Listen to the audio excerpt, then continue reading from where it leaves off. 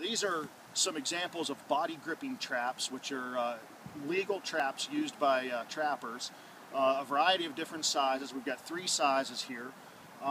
Basically the 110 body gripping, or some people call it a conibear trap, named after the inventor Frank Conibear.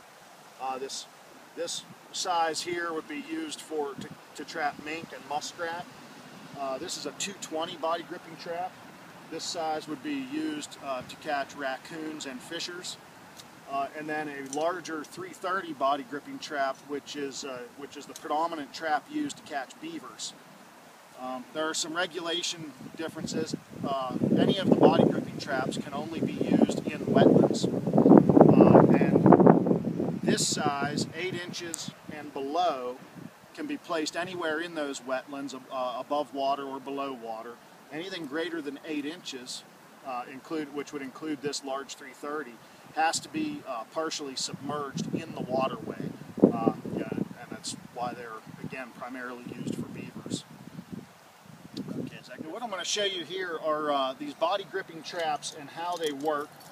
Show you the trap, how they work, and then how to open one should you need to open one and compress the spring. Right here in my hands are actually the springs. These two things projecting out of either side, they're the springs. This is the trigger wire. So this is actually the springs. The jaws work on a rotating mechanism. And with this, when the springs are released, the animal hits the trigger, releases the springs come shut, the jaws come shut because they rotate around this center point. Now this one, the springs are not compressed, and I want to show you real quick how you can actually compress these springs with something as simple as a piece of rope. In an emergency situation, you could use a bootlace and open them up with a bootlace.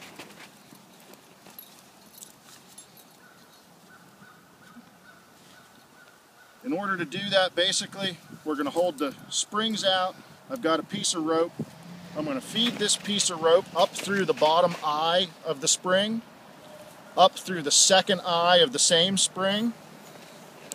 Then we're going to go down and repeat it again through the bottom eye, and then through the top eye.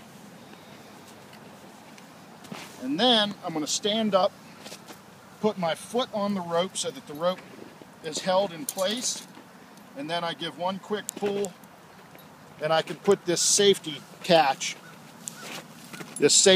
over the spring, take the rope out, and then repeat on the other side.